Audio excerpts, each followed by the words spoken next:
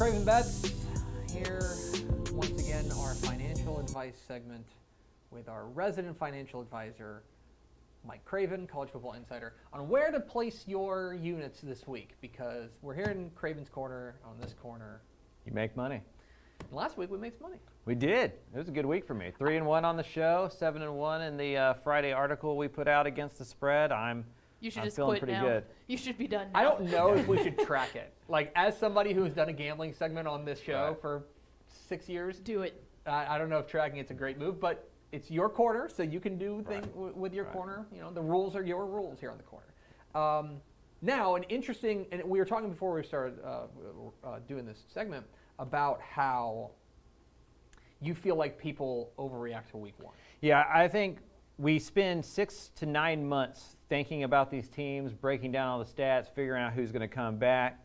We form opinions, then we watch week one, and it doesn't go exactly how we thought, and we zig completely away from what we thought. You know, I think we did that with North Texas after week one. Like that -11 against SMU was free. Yeah, sad call. Because had that UTEP North Texas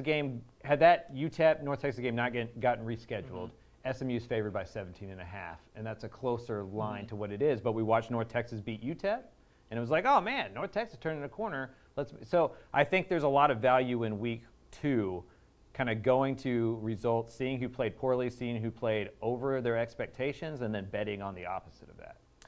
So without fading the week one performance, basically. Oh, I like that. Okay. Yeah. So we're going to see where that leads Mike Craven with his financial advice this week. I should say, probably for legal reasons, this is not actually financial advice. But here's what you should gamble this week. Let's start with this, Pickle.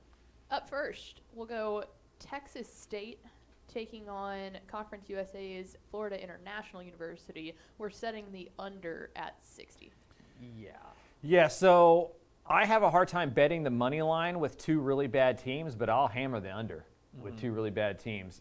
Neither one of those offenses looked good. Texas State was awful in the second half. They committed 4 turnovers. They were sacked 4 times. They had 10 penalties against a Nevada team that they were only an underdog by 1 on the road. You know, so people in Vegas thought that was going to be a pretty even game. They didn't show up. What's that confidence level at Texas State? FIU's equally bad, maybe even worse, you know. I think they're like a 13 or 14-point underdog to Texas State. So I think Texas State bounces back and gets this win, but I think it's more 27-13 in that area, and you'll be able to coast under the 60. 60 seems a lot. Like you're basically betting on either one of the teams to get to 40 or both teams to get into the 30s, and I don't know. I don't necessarily see that happening. I think it lowers. I think this is one of those early week lines that ends up being around 56-ish or so. But college football games always get big numbers, like you know, and they are going to throw the ball a lot. You know, maybe Lane Hatcher gets it going this week and they put up some points, but -12 rushing yards, and this is kind of a bet on just both offenses stinking. Yeah, I think that's probably pretty safe. What's next, Pickle? Up next, UTEP playing a team that they're used to playing here. We're taking UTEP -14 over New Mexico State. Battle of I-10, and the Miners are big favorites. Yeah, I think this is what I was kind of talking about on the overreaction thing. Like UTEP's not this bad. Yeah. You know, UTEP lost to North Texas, but if we look through the recent history, UTEP always plays their worst game of the year against North Texas. The Oklahoma game went how an Oklahoma game against UTEP was going to go, although they did hit the over. I asked for 10 points last week on this show. They gave me 13, and we hit the over. I think UTEP's at least 20 points better than New Mexico State. New Mexico State may be the worst program in FBS football. If UTEP at home is not better than 14 points than that, there are some big problems with Dana Dimmel and the Miners, and they're not getting anywhere close to a bowl game. So I think at 0-2, back against the wall, this is a must-win game for UTEP.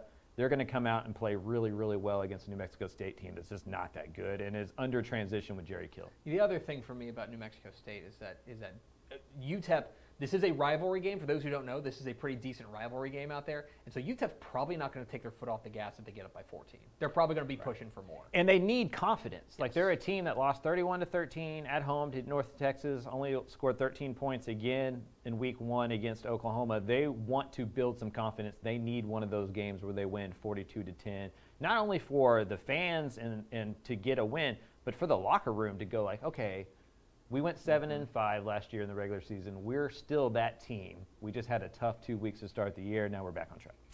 What's next, Pickle? Up next, let's head to the current Big 12 and the future Big 12. Baylor, we're taking them Baylor plus 3.5 over BYU. Yeah, so Baylor, a road dog here, catching 3.5 points here, and I don't know. I think I tend to agree with you, although this is a stay away from me personally.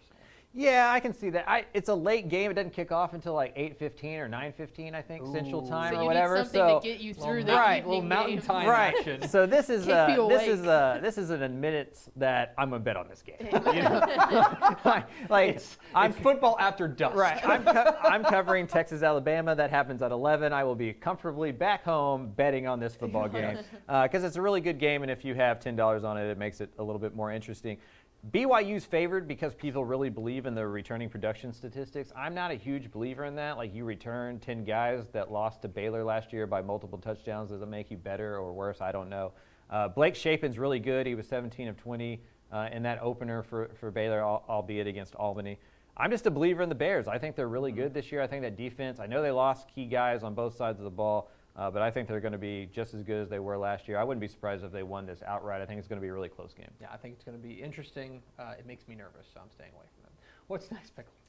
The game that Craven will be at here, Texas versus Alabama, going over on 64.5 points. Alabama may score 60 on their own. Oh, yeah? Yeah, that only needs 4.5 from Texas at that point. Like, I don't have any confidence that Texas stops Alabama. Mm-hmm. But I think Texas's offense is pretty good, and I think Sarkisian's a good enough play caller who will have some stuff cooked up for this game that Texas manufactures 21 points. Yeah. The line's 21, so if Texas scores 21, Alabama scores 42, you're right there, you know? And so I think it's going to be one of those games where this ends up being 49-27, 49-31, something like that. It's a pretty high-scoring affair. Do you have any feel, because I know that there was, I believe it opened at 20. I think it's now steamed to 21 for Alabama. Is that just too big for you to just to play on or something like that? I don't know if I'm confident enough to put it on this show, but I'm going to buy the hook and take Texas plus 21.5. Okay. Like, that is not an official Craven Bets right. thing. There's no graphic. Yeah, this is just us talking. You're just getting a peek into my brain, right? Yeah. Like, you can't be as talented as Texas and give me 3 touchdowns plus. Like, I'm going to take it. At home. I may lose it, but I'm going to take it. Right, at home, a game that Texas is going to care a lot more about than Alabama. One that's a measuring stick for this that I'm sure every player on Texas's team has thought about this game for the last 9 months. Mm-hmm. Alabama's has probably thought about it for the last 3 days, right? And so I just see Texas, at least hanging in there enough to not get beat by more than 21.5. And I've been wrong a lot betting against Texas, so this could be another one. I'm not here to say that we are some like incredible gambling show here, but there's a segment on I think it was on ESPN. I don't want to call them out, but like. There was some guy who said like, oh, open at 20, like that thing's gonna get all the way up to 30. I'm like, that's not how this works at all. Yeah, these aren't predictors. Yeah, lines aren't predictors. I think that's what everybody thinks, that lines are Vegas going, Alabama's going to win by 21. No, that line is to get equal amount of money on both sides of the line. We set it at 21. That way, 50% of gamblers bet on Texas, 50% of gamblers bet on Alabama. Whoever loses gets paid with, or whoever wins gets paid with the loser's money. The book keeps the vig. 10%, you go on with your life, you build another casino. It's an educational segment. Yeah. I could do a TED Talk on this. Is that it, or do we have one more? We have one more. Let's go to a rematch from the one that we saw last year. Future Big 12 rivals, Houston. You're taking them plus 3.5 over Tech. I'll be honest. I hadn't looked at the lines until we started doing the segment. I can't believe Houston's a dog here. Yeah. When we were talking about the week 1 overreaction, this is the game that I had in mind. Houston struggled a lot of that game against UTSA, came back in the fourth quarter, won it in overtime on the road.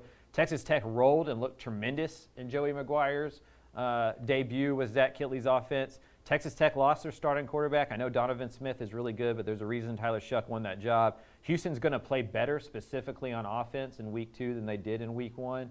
I wouldn't be surprised if Houston won this game. I would be. Well, and Shuck is out, right? Yeah, Shuck's out for at least the next 2 weeks. So I think I would take Texas Tech as a pick'em, but I don't know if I'm confident enough to take Texas Tech plus 3 or minus 3.5. So I'm going to lean towards Houston. Yeah, I think I agree with you. I think I like Houston plus 3.5 here. This is even on the on the road, but I think Houston is a little bit more complete and more of a known at this point. That Tech looked great against Murray State. but it's Murray State, and I don't know if I necessarily want to buy what they're selling all the way as far as this game's concerned. What? Although I will say this, if you're into just the narrative part of it, Tech probably knows that this is probably for a bowl game. Like if they win this game, they've got a good shot at a bowl, and if they lose this game, it's an uphill climb. So, This one's obviously in Lubbock. What time is the game at? Do we know? Is it 3 a o'clock. 3 o'clock. Okay. The other thing about that, and I'm talking out both sides of my mouth, I do think you're going to see Tech's game plan in full flourish because they know how important this game is for literally next year. That when Houston comes to the Big 12, that this is kind of a where are you in the pecking order of the new Big 12 game. It's a big recruiting weekend. Oh, yeah. For Texas Tech. They'll have plenty of people there. Jones will be, I would imagine, sold out or pretty close to it, and is one of the better venues to watch when it's rocking there. Houston coming into the Big 12, I think, is a point that can't be ignored. In recruiting, you fight for perception. Houston's in, one of the most talent-rich backyards in the country, much less the state. Outside of, TCU, they probably have the most recruits around them per capita. And so if you're Texas Tech, you lose to that team, and all of a sudden you take a step back in that recruiting momentum. Houston can pick that up and be like, hey, we're joining the Big 12. We're already beating those teams. You can stay at home. Or if you're Texas Tech, you win by 14 points. And you go, hey, we beat this team the last 2 years. If you really want to come compete for Big 12 championships, you got to come do it out here. So a big deal for both programs. And if Houston can win this football game, they're favored the rest of the way. Yep. And so, an important game in week. It's a great slate of action in week 2 here in Texas. It's going to be fun. Listen to Republic of Football. You guys are doing 3 podcasts a week now. I am, yes. That's nuts. Yeah, I gave Mallory and Ish the Small College podcast off. Yeah. So, what a kind and gentle Lord you are. Yeah. That's Craven Bets here in Craven's Corner, because in this corner we make money. Hey, thanks for watching this clip here on YouTube. If you like this kind of stuff and you want more of it, make sure you subscribe to our YouTube channel. And remember, you can watch us live every weekday at noon at texasfootball.com, Facebook, Twitch, or here on YouTube. And if you want more of the best coverage of football in the state of Texas, check out texasfootball.com and become a Dave Campbell's Texas Football Insider at texasfootball.com/subscribe.